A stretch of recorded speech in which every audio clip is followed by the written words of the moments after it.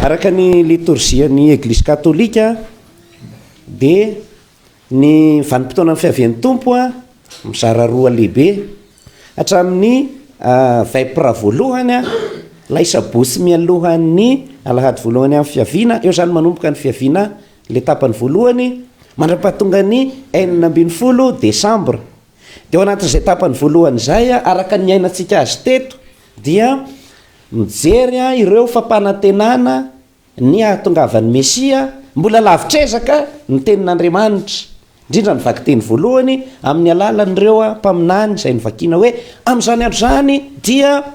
ho avy io Mesia io mbola sarahina taonjato maromaro ny fahatanterahany rehetra hoe jerevana teo amin'ny tantara manomboka raha pisy 17 Desambra ndray mandra-pahatonga ny 4 Desambra maraina izay ny tapany faharoa amin'ny vanim-potoana ny fiaviana ara liturjika de ao anatin'izay sika mibanjina akaiky dia akaiky ny zay hoe fahatongavan'ny Mesia zay de voaresaka matetika indrindra ny tantarany Maria sy Josefa hoe io ary Andriamanitra fa efa tena efa tombotra de tombotra ny anatanterahany an'izany sahala hoe zany ho an'ny bevoka de efa notanotanena hoe anviena re efa vonona ny kitay ny sihy ny termosy sy le somsarona raigna hoentina amin'ny hôpitaly zay zany le tapany faharoa tsy maintsy mba azavaina ihany moa ireny hoe fa kalazana reny ho azontsika ao de rehefa amin'ny vavaka hariva ny Eglizy de misy fiatsoana any Jesoa fiatsoana azy hoe ô ry vavahady ô ry tompo sy ny sisa amin'ny vavaka atao hoe grand O zay ny filazana hoe ô ry hoatran'izao ô ry zao ô ry zao isan'andro san'andro zany miovaova zay fito erokrasa ny teny latina magnafohy azy hoe je serai là demain zany hoe ao raha piso le ô be deabe ragny ô ry vavahady ô ry zanak'ondry ô ry ohatr' zao reny rehefa dika amin'ny teny latina de ny fanombohany misy teny hoe erokrasa zany hoe rehefa dika zay teny zay de hoe je serai là demain hoe ho ase piso tonga ase piso zany hoe zay moa zany resaka literatura sy anona koa ny mpanamoahana an'izay fa tsy hoe zay ny ao amin'ny soratra masina hoe zay zany velako ny amin'iny riavana aloha fa zay atao hoe culture religieuse tsara ho atsika koa ny mba mianatra sahala hoe culture générale ilaina ny fahalalana kapobeny ao de misy koa ny mba fahalalana kapobeny mahakasika ny liturgia de zay zany manomboka piso zany sika de hijery akaiky de akaiky ndray miaraka amin'ny Maria sy Josefa hanomana akaiky ny fahatongavan'ny Mesia ny vaky teny voalohany teo zany no mamarana amin'ireo andia mpampianaran'ny mpaminany mahakasika ny fanomanana ny fiavian'ny tompo ao amin'ny bokin'ny Sofonia mpaminany tany ho any amin'ny taona 700 talohan'i Jesoa Kristy tamin'ny taonjato fahadimy zany tamin'izay fotoana zay no nanirahan'Andriamanitra ny Sofonia aminany ho amin'ny faritry Joda satria moa tatitsika tsara fa tamin'ny andron'ny Salomona rehefa maty izy de nizara roa ny fanjakana ny atao hoe Israely de ny folo tany avaratra ary ny atao hoe Joda de ny roa amin'ny tany atsimo miaraka amin'ireo Levita zay tsy maintsy ao Jerosalema moa zany mipetraka fokony Joda sy Benjamina tany atsimo ry Gada Manase Zabulona ry Isakara sy ry Manase Efraima iny tany avaratra de efa rava ny fanjakana tany avaratra io lasa babo tany Niniva any Asiria ro vahoakareo tamin'izay fotoana zay tamin'ny taona 127 de efa rava ny tany avaratra de reto vahoaka amby sisa kely foko anankiroa reto zany amin'le vahoaka an'Andriamanitra foko 12 sisa tavela de ny mpaminany rahin'Andriamanitra manome avertissement fampitandremana nyreto hoe agnareo ao Joda ao raha sy mibebaka agnareo de nanjohan'ny rahalahynareo be deabe fa babo raigny no hanjohanareo nareo ve de samba makalesona fa ny tsy fihenoanan'Andriamanitra ny fiahin'ireo loatra ny aranofo sy ny fitiavaka rena no nahatonga azy no fafan'Andriamanitra sy nisy fa ny pahanoatra ny akofa de rava de agnareo matokotoko foana sy mibebaka fa de miatsara velaseram-pivavahana fa zany hoe zay manana ny tempoly izahay vahoaka voafidy Andriamanitra efa nampanantena fa sy alamandrak'izay amin'ny fokony Joda ny fiandrianana de mitohy ny fahotana attention pour le tandremo hoy Andriamanitra amin'ny vavan'ny Sofonia mpaminany raha sy mibebaka ianareo dia ho fafain'Andriamanitra hoatra ny ty koa zay zay le havatry ny mpaminany kanefa na izany aza hisy sisa tavela amin'ny Israely kely io sisa tavela io ambony zany nybe tambebaka dia olevona sy anjavona fa nikely sisa tavela kosa ireo de ny mahantra sy ny manetry tena ireo tena matoky an'Andriamanitra ireo mivavaka vokatry ny fo sy miasara vela sy zay dia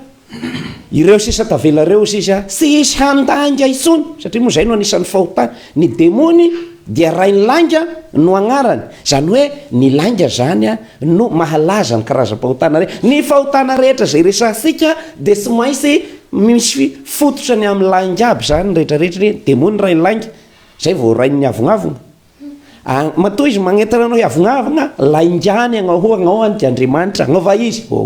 fa langany langa mandrakariva ny fototry ny fahotana ka ireo vahoaka sisa amin'ny Israely reo de olona tsy mba hanana lela mandanga intsony de zay moa zany faminanina de ireo vahoaka sisa tavela reo avy amin'io no hamohan'Andriamanitra ilay Mesia ary vahoaka sisa tavela reo no hanjakan'ilay Mesia zany hoe hanjakan'ny Mesia zany sahala hoe manaraka ny teniny manaraka ny sorodalany manaraka ny sata apetraka ilay Mesia ho avy io ry havana io tenin'Andriamanitra io de mety efa mitsika kehitriny hoe meteza mba ho anisan'ireo kely visy anisa aleo namany minorité mandrakariva ilay ataosika hoe manana fiainana hafahafa sy mitovy amin'ny fanao ny be sy ny maro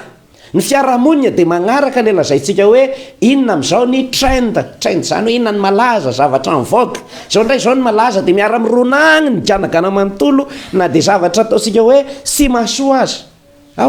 satria zay ny malaza fa ny sisa tavela de reo visivisy mbola mitazona ny finoana ary sy mivadika manaiky ny sata apetraky ny Mesia am'izao ny ny fihavanana zany ataon'olona hoe fomba ny manasa fa ny mihinana sy lasa zay ny malaza zao nefa kolosaina navelany razana sika hatram'izay le hoe valala ray fanapahana fa no ny asa rotan'ny fiainana na kihavasika aza de miteny hoe anagnako 3 arivo agnao zay aza mora fefainina arivo zao ny amin'ny hôtely sa tsy zay meteza ho namany sisa tavela mbola mitazona ny finoana marina mbola mitazona ny kolosain'ny evanjely io le sisa tavela io satria ao amin'ny fanjakan'ny Mesia ny fanjakan'ny Mesia nefa izy fotsiny tonga de tonga eto de hoe reo miparitaka reo izy aby fa fatany ny visivisy hoe Fredy mihaino Iana mihaino Isidore mihaino ohatra zay de ireny visivisy reny no anjakan'ny Mesia satria rehefa te honina amina tany nandrina anankiray anao de tsy maintsy magnaraka ny sata ao amin'ny fanjakany de ny amatarana hoe any Kristy de zay mihaino ny feony ny ondriko manaraka ny ondriko mihaino ny feoko manaraka ny baikiny tsika mety be deaibe mameny fiangonana fa izy amitsika mitena any Kristy lazay masina Paoly amin'ny Romanina 7:20 hoe izay sy manana ny fanahiny Kristy de sy azy izy c'est lui qui n'a pas l'esprit du Christ ne l'appartient pas ny tao hoe kristianina any Kristy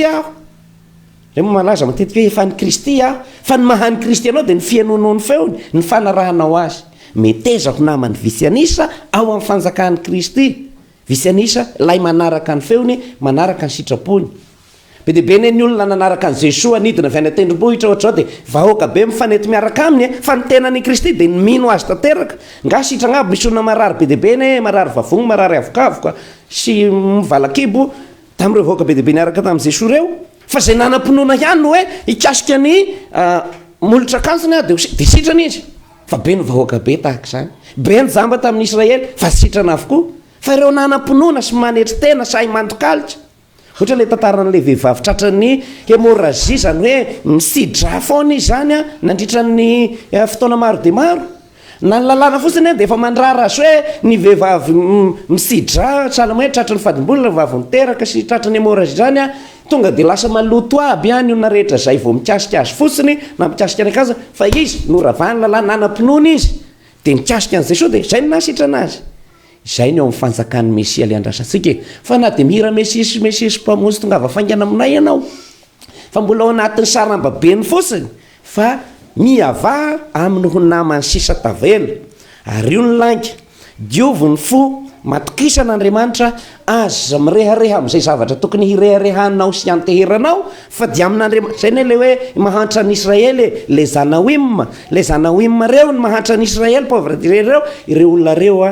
de teny hoe Andriamanitra ny anay no toky, Andriamanitra ny vonjinay, ny anaran'ny tompo no mamonjy anay,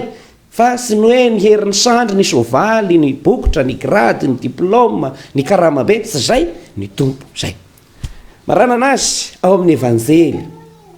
Asika sy amisavisa ny vanim-potoana tamin'ny andron'i Jesoa, fa raha fitinana tsotra ny tamin'izay fotoana zay de hoe ireo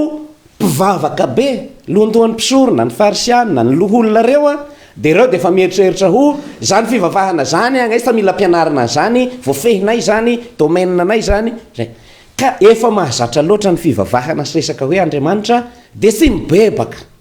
Ary izay olona tena mibebaka ndray aza no lazaina hoe adala. Hay, nareo mandokalika be rehefa mivavaka. Ohatra mba misy milay ko nareo zany tena nareo ndray ve zany tena mivavaka ato. Zany sisa rehefa lasa pahazarana loatra ny fivavahana. De ko asika kehitriny de mivavaka sika aoka sy hoentim-pahazarana fotsiny satria sao isika le mitovy amin'ny hoe mivatana Andriamanitra tonga manatona asika miteny hoe andana miasa ny tany-mboloboko, de asika magnaiky ho tanteraka tokoa ane zany, terany ao anao ry Kristy, isaorana ny Andriamanitra, mamy re zany toriteny zany, zay le manaiky fotsiny fa agnao ve tonga ry am'le hoe andana miasa any.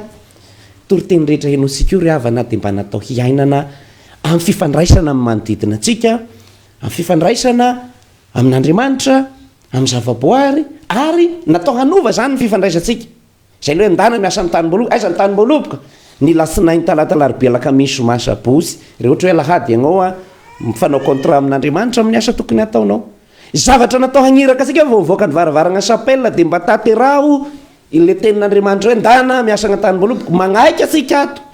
Ary tena toratorana mihitsy asika mihaino tenin'Andriamanitra ato. Fa rehefa teo sy nandeha. Zany hoe sy nanatanteraka. Iza nanao sitrapondray, sananao zay sy nanatanteraka. Misy ndray olona sy taitra loatra izy amin'ny fivavahana, de mazotomo agnareo, na ohatr'izao. Kanefa izy tena manatanteraka le sitrapon'Andriamanitra, tsy mba miady aman'olona, tena mifankatia, mahay mizara, sy ny sisa. Iza nanao ny tena sitrapon'iray? Zay tsy hoe fampirosianao aza makany am-piangongana fa anao manatanteraka fotsiny, fa mety ho kivy ianao na hoelana hoaingana resy mba kahirezin'ny ten'Andriamanitra sy ny sakramenta ty koa, fa zay le fampianarana. Ndray moa zay hoe zaho miditra am-piangongana sanandro, nefa zanaky ny gehana fo efatra heny, ny fagnahy, ny toetra, ny fanao. Zay mahakivy be le hoe lasa ny anaran'Andriamanitra no lasa ataonao hoe hemony kristianina, reha amin'ny fivavahana sy filazana baiboly de ohatra zao nefa mitaingana fasana sy mandeha amin'ny alina. Dia mivavaka de tena misarin-damba rehefa mandraiko amin'io nefa ratsy saigna de sy misy ohatr' zany, ohatra sagnatria mivavaka. De izay ny manahirana, fa ny tena tian'Andriamanitra de hoe isika izao mbola sy tara, isika fa nandre voalohany ny tenin'Andriamanitra, de aza mety ho ambakain'ny olona ataosika hoe ny filazan'ny evanjely hoe ny vehivavy jangy, ny publikane, ny dahalo hoe sy ny namany. Izay ny sitrapon'Andriamanitra, reo rehefa mibebaka raisin'Andriamanitra, fa zao rehefa mba nandre ny tenin'Andriamanitra ianao ka nanaiky de tateraho koa izy de vo maika tena am'le oi. Fa ireo olona aza nandahatra am-voalohany fa nanaiky tamin'ny farany voavonjy, vo maika ve sika efa nandrehatra amin'ny voalohany no tsy ho voavonjy. Zay ihany ny fampianaranao hoe pasivoko amaranako azy teny Ezekila mpaminany, raha misy olona ozy izy tena nanao ratsy fahotana maro samihafa izy, fa nanapa-kevitra ka niala tamin'izany lalan-drasiny zany, donon'Andriamanitra avokoa ny ratsy nataony, fa tazomina ho fahamarinany le nataony hatreo amin'ny zay ny mahafinaritra rehefa mikofesy ny lasa momba lasa fa fovaovao sy fanahy vaovao indray nomen'Andriamanitra anao nouveau départ, fanombohana vaovao. De ambadika an'izay koa tena hoe raha misy kosa olona na de voatagny akibo azy izy de efa tena tapa-kevitra ny hanao ny marina, tena marina sisikaniny, fa atotra vao ny sarigaiky kio raisiny.